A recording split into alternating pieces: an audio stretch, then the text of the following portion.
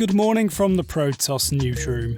The date today is Friday the 22nd of January, and you're listening to the Protos Daily. The headlines today. Indian crypto exchange BuyUcoin has denied reports that data belonging to 350,000 users was dumped online.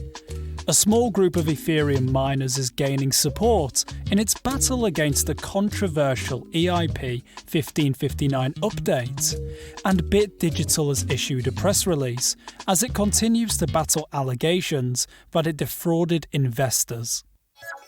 At the present time, Bitcoin is trading at $32,000, up 2.5% for the past 24 hours. VeChain has been the best top 20 performer in the past 24 hours, gaining 3%.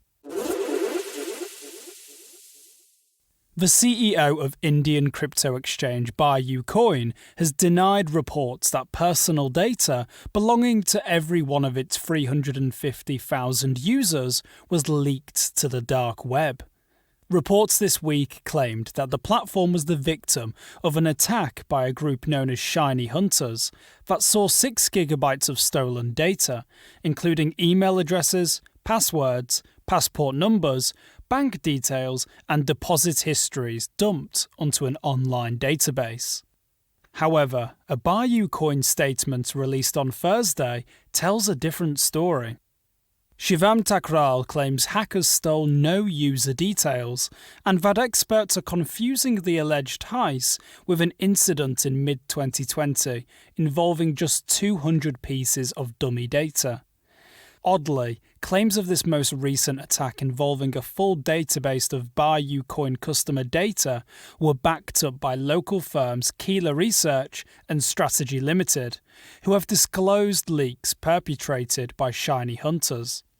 According to the firms, Shiny Hunters also released data stolen from prominent Indian companies including Click India and Big Basket, as well as online photography platform Pixlr.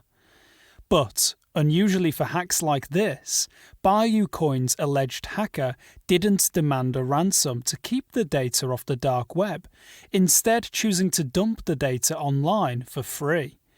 This attack, if real, would be just the latest in a spate of hacks that have plagued Indian businesses and institutions in recent months.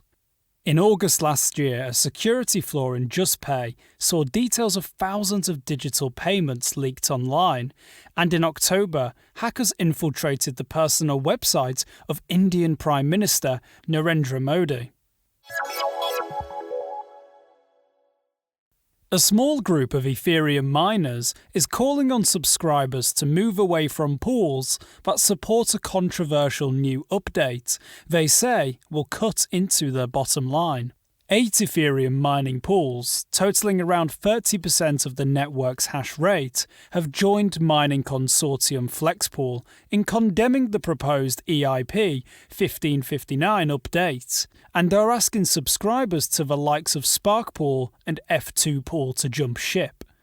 EIP 1559 is designed to bring added predictability to the blockchain's fee market and relieve congestion, with its supporters calling it an essential improvement to the Ethereum ecosystem.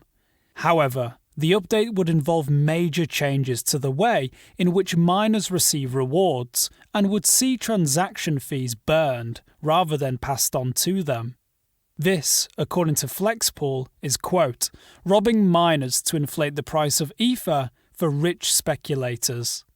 With Ethereum hitting its all-time high earlier this week, it doesn't take a genius to see why miners might want to keep things exactly as they are. However, if the dissenting voices are to get their way and stop the rollout of the new updates later this year, they'll need the support of at least 51% of the network's hash power. Nasdaq-listed Bit Digital has issued a press release this week in response to recent allegations that the company is defrauding investors of millions of dollars. The claims were made in a 20-page report by short-selling outfit J Capital and are based on interviews with chipset manufacturers Bitmain and MicroBT, in which the companies were asked if they had ever received orders from Bit Digital. In an attempt to refute the allegations, Bit Digital pointed to the press release from December, in which it announced the purchase of nearly 18,000 Watts miner and Antminer ASICs. The information, however, has not yet been confirmed by manufacturer MicroBT. The report also claimed that Chinese authorities were unable to confirm the existence of mining operations run by the company. Bit Digital has now revealed that its mainland China operations are managed by a third party, and all expenses are paid to Hong Kong suppliers. Bit Digital saw its stock spike by over 400% a few weeks ago to briefly reach a market cap of $1 billion. We've reached out to Bit Digital as well as Huobi.pool and Antpool to find out if they can verify the company's Bitcoin output, but have not yet heard anything just yet. Just 4 months since Binance was blacklisted in Russia, courts have now overturned the decision, meaning that the platform can once again be accessed from users within the country. Following the original blacklisting in September, Binance claimed that it had no warning from the judiciary, law enforcement, or government services about the upcoming ban, and pointed out that the main issue, which seemed to be the trading of Bitcoin, made little sense, as VPNs allowed people to access these exchanges regardless. Director of Binance operations in Russia, Gleb Kostarev, said of the reversal, "We hope that with the adoption of transparent laws in the field of cryptocurrency regulation in Russia, such cases will become a thing of the past, and regulatory uncertainty will no longer negatively affect the development of cryptocurrency projects in Russia. Russia may well be softening its crypto stance, as even before Binance's small victory, a new law imposed in January removed the carpet ban on all cryptocurrencies. However, it's still far from being a digital currency free-for-all, and there is still a ban on using crypto for goods and services.